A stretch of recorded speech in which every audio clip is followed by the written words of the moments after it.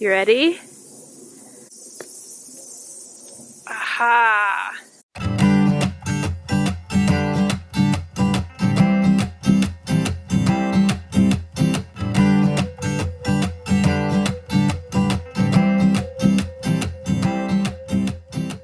Alright, I'm going to show you guys the one thing the chickens look forward to every day. You ready? Chickens! Chickens! Where are they? They're not coming when called. Chickens! Oh, there's one. Look at, she sees me. Chicken! Alright, this is not working out as planned, but normally they come running right when I step out the back door. They must all be laying their eggs right now. And then I throw them a peach, and then they eat it. But now, they're gonna make me walk all the way out there. They're all busy doing their own thing. See one chicken. Okay, you ready? And the key to throwing something to a chicken is you gotta bust it the best you can, because so it splits into a couple different pieces. You ready? Aha! Isn't that yummy? It's all cold. And now they're gonna fight over it. So one tries to pick it up and take it somewhere else. Oh, he got it.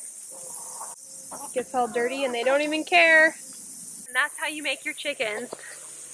The happiest chickens in the world. Throwing them rotten fruit. They don't need much, you guys. And Tilly, she doesn't eat fruit like that much. But she likes her head scratches, doesn't she? Tilly, I like your little white spot right here. It's just cute. Do you like it? It's like a scratching place. Penny's over there by herself.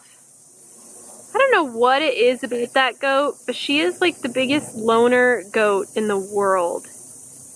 We've never had a goat that likes to be by herself as much as Penny. Can you see her? She don't want nothing to do with nobody. Luna's sleeping right now, so I'm not gonna wake her up. Girl needs her nap. She needs her beauty sleep. Playing with the drone, you guys. Oh look, it changed the position of the job just to follow her. And then I can stop it. I can say, okay, I don't want to do it anymore. Oh. Whoa! Yeah. Okay, we found a cicada, and if you can listen in the background, that big noise, it's like a buzzing noise. These are what make that noise. But they make a really big loud noise, and at first you can see their shells everywhere. They shed their outside skin, and then they get wings, and then they turn into these. See if he flies. He didn't. He just fell into the...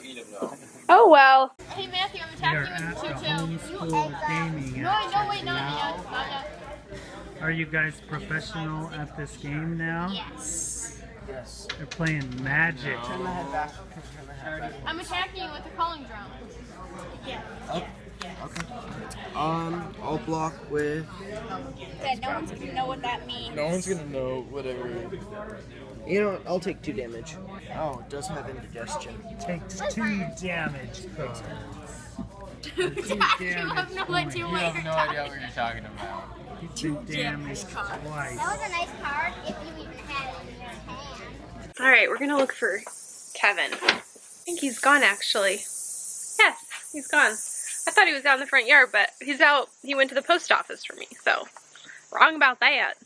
So, are you guys proud of us because we've been working on this all day? We're finally gonna put big old berms around each tree, just like Seamus suggested in the video a couple videos back. Just in defense of us, okay? We had done berms already around the trees. We had just done them too close and too small. So now we're building up berms around each tree. Now, the purpose of this is so that when it rains or when we get irrigation, that the water will come in and kind of pool around it. And then when we water it, it'll also pool around it. So when we water manually and stuff. So, let me show a good example over here. So the goal is we build these berms up and then we're gonna put wood chips down below, and the wood chips we're going to build up really high. So what that's going to do is that's going to help kind of do the back to Eden method, where basically the wood chips break down into the soil. They help insulate and keep the moisture in the soil, and then they, you know, encourage microbial life, and then they break down. We've always been pretty good at it, but Seamus really encouraged us to be really good at it. So we are taking some of the dirt from the backyard and bringing it out here and making these berms around each trees, and we still got to finish all those. So we're legit now, guys. We are fully committing now. It was good to have Seamus out because, you know, I thought I was doing everything right, but apparently I wasn't. So you got to listen to those tree experts. You got to do what they say. So we got a couple weeks before the grader comes out to grade the whole area for us to be able to put, to start building the shed. So we have a couple things, like we have like 3 things in the works. It's crazy. So let me show you. First thing, we are going to put a little slab of concrete right here. So that is going to be so that we can put our bikes over here and we can put our trash cans. We'll get rid of all this stuff. This is just junk left over from our garage remodel.